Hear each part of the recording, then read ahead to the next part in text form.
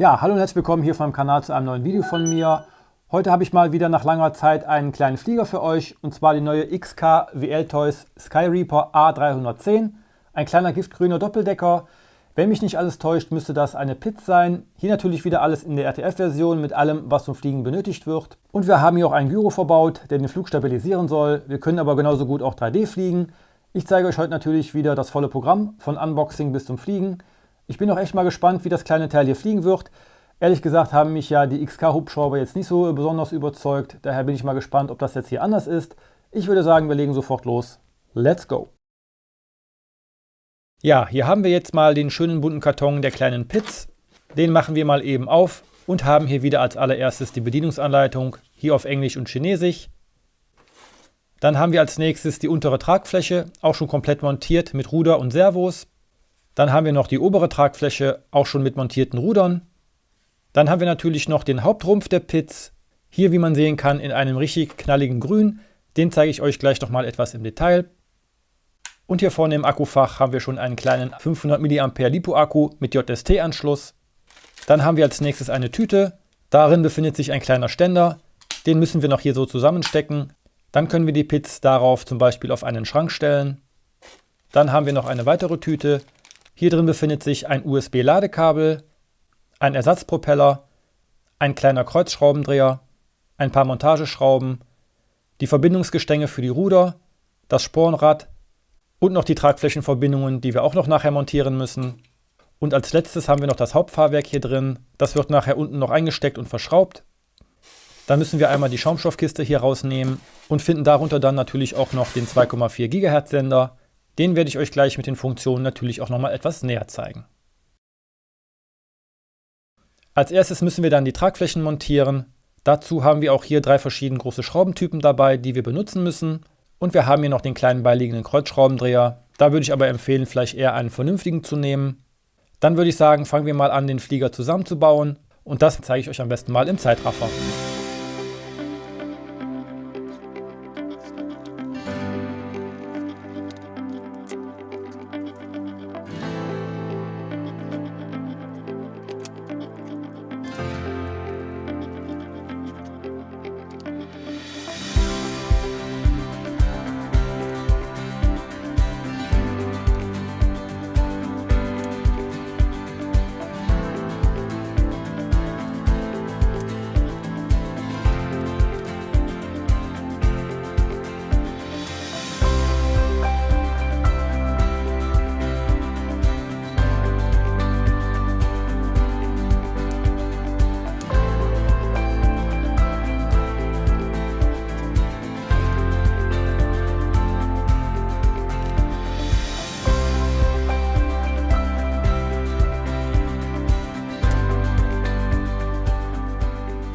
Und schon ist der Flieger komplett zusammengebaut.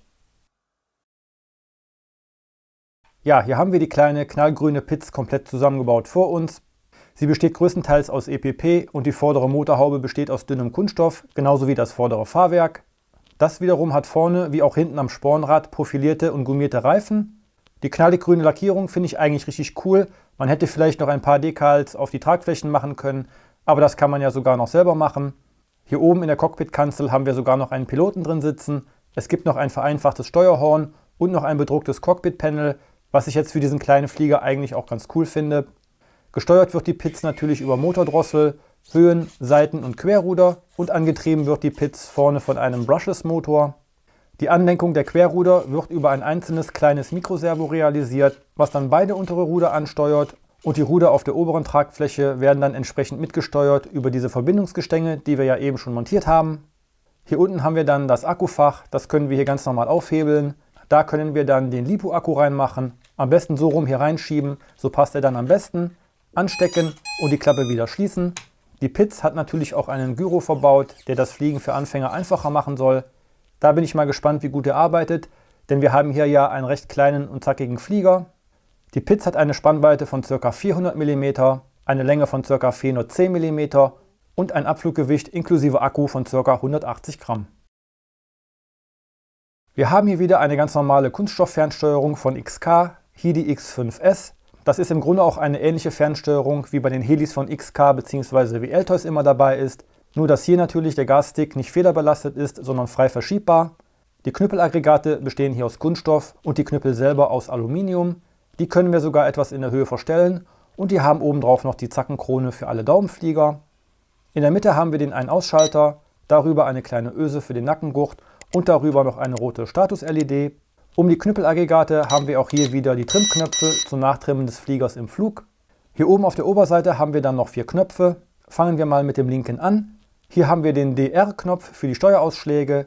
Hier können wir die Ruderausschläge mit einem kurzen Druck in 2 Stufen von gering zu hoch umstellen. Dann haben wir noch eine weitere Funktion. Wenn man nämlich den Knopf etwas länger drückt, dann soll der Flieger eine Flugschleife fliegen, so lange bis wir den Knopf noch einmal etwas länger drücken. Da der Flieger aber ja jetzt keinen GPS an Bord hat, kann ich mir ehrlich gesagt gar nicht vorstellen, dass das lange gut geht. Daneben haben wir dann noch den Knopf Light Control. Der hat aber hier keine Funktion, da wir am Flieger keine Beleuchtung dran haben. Als nächsten Knopf haben wir dann den 6G und Senior Knopf. Hier können wir zwischen dem stabilisierten 6G-Modus und dem freien Senior-Modus umschalten. Laut Anleitung haben wir im 6G-Modus die komplette Stabilisierung und im Senior-Modus soll der Flieger komplett unstabilisiert sein. Aber wie man hier sehen kann, haben wir in beiden Modi eine Ruderbewegung, was nicht gerade für einen unstabilisierten Modus spricht. Mal sehen, wie sich das nachher im Flug verhält. Dann haben wir daneben noch einen Knopf, wo wir wieder zwischen 6G und 3D-Modus umschalten können. Da sehe ich jetzt aber ehrlich gesagt hier am Tisch auch keinen wirklichen Unterschied zum 6G und Senior-Schalter. Und wie man sehen kann, bewegen sich auch hier in beiden Modis die Servos. Da muss man dann auch mal sehen, ob das im Flug überhaupt einen Unterschied macht. Ich denke mal, es ist einfach das Gleiche. Ansonsten haben wir auf der Rückseite wieder das Batteriefach. Hier kommen 6 AA-Batterien rein. Hier oben haben wir noch die 2,4 GHz Antenne und auf dem Boden noch 2 angedeutete Füße. Damit können wir die Fernsteuerung dann noch hinstellen. Aus Sicherheitsgründen muss man den Flieger dann beim Anstecken des Akkus auch erst noch aktivieren. Das machen wir dann bei eingeschalteter Fernsteuerung über den Gasstick. Den müssen wir einmal kurz nach oben und wieder nach unten bewegen. Dann piept es kurz und dann können wir mit dem Gasstick auch den Motor starten.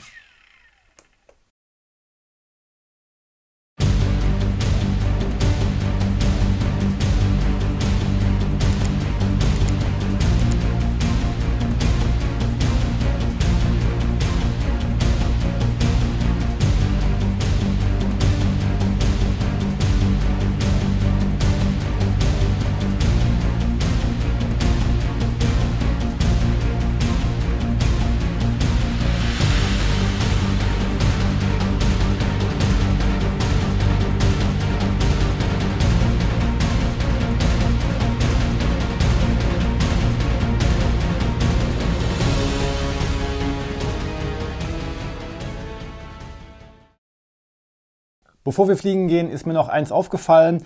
Das wollte ich euch nochmal zeigen. Und zwar sieht man ja hier schon, dass der eigentlich relativ wenig Ruderausschläge hat, gerade im Querruder. Da bin ich sowieso mal gespannt, ob das nachher reicht. Was mir aber jetzt besonders aufgefallen ist, auf der Unterseite, wenn man die Ruder bewegt, beziehungsweise die Querruder, sieht man auf jeden Fall sehr deutlich, und das konnte man eben in dem Video auch schon sehen, dass die Ruderhörner gar nicht richtig fest an den Rudern sitzen. Ich denke mal, dass da die Klemmung nicht ausreicht. Das muss ich auf jeden Fall nochmal irgendwie nachkleben, dass wir da ein bisschen mehr Ruderausschläge hinbekommen. Aber was mir auch aufgefallen ist, wenn wir jetzt hier so ein Ruderhorn mal abmachen und frei machen, dass wir das frei bewegen können von Hand, sieht man, dass ich die Ruder bzw. die Querruder nach oben hin komplett bewegen kann. Nur nach unten hin habe ich eine Begrenzung, weil dieses Gestänge, was das obere Querruder und das untere Querruder verbindet, nach unten hin eine Blockade bildet mit diesem Andenkpin, wo das eingesteckt ist, das Rudergestänge. Das heißt, ich bekomme nach unten hin gar nicht mehr Querruderwirkung. Und nach oben hin kann ich voll ausschlagen. Das bringt mir nur nichts, wenn ich auf der anderen Seite nicht weiter runterkomme. Da bin ich, wie gesagt, mal gespannt, ob das vom Querruderausschlag her reicht oder ob wir da gar nicht vernünftig mit fliegen können. Das werden wir aber gleich im Fliegen sehen. Ich werde jetzt erstmal die Ruderhörner ankleben und dann gehen wir fliegen.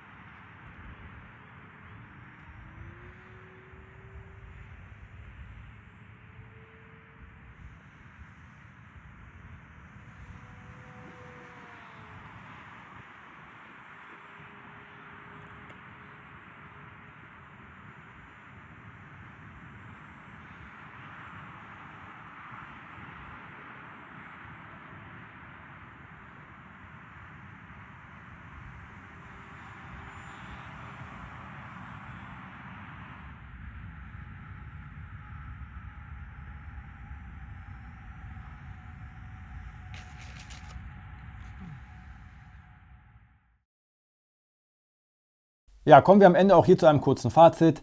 Optisch finde ich die kleine Piz sehr gelungen. Die helle grüne Farbe finde ich auch ganz cool. Ist natürlich dadurch, dass sie komplett grün ist, jetzt in der Fluglage nicht ganz so gut zu erkennen. Fliegerisch muss ich sagen, fliegt die Piz eigentlich ganz okay. Ich finde nur, dass sie manchmal etwas wackelig fliegt, weil wahrscheinlich auch der Gyro zu empfindlich eingestellt ist. Das merkt man auch gerade dann, wenn man in den Kurven etwas langsamer fliegt. Generell würde ich auch sagen, muss man die Piz auf jeden Fall auch etwas schneller fliegen. Deswegen würde ich sagen, ist sie auch jetzt eher bedingt für Anfänger geeignet. Die Querruderausschläge könnten andererseits etwas größer sein, denn wenn man etwas enger um die Kurve fliegen will, muss man auf jeden Fall mit dem Seitenruder zuarbeiten, zumindest im stabilisierten Modus. Was aber auf jeden Fall ganz gut funktioniert hat, ist der Bodenstart. Das kann man sehr gut mit der Piz machen. Auch auf Asphalt wieder landen ist kein Problem, wenn man dann genug Platz hat und nicht so auf einem engen Feldweg landet wie ich.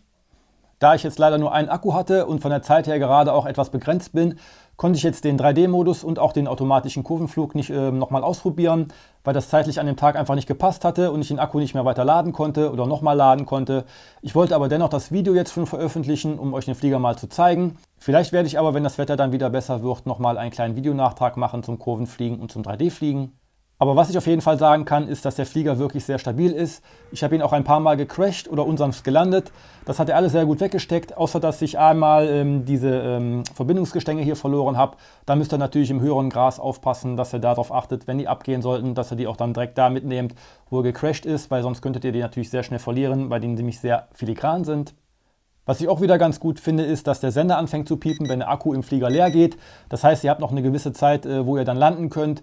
Solltet aber auch nicht zu lange warten, denn irgendwann wird die Kraft dann auch so gering, dass ihr den Flieger auch nicht mehr vernünftig steuern könnt. Und dann geht es einfach da runter, wo er gerade ist.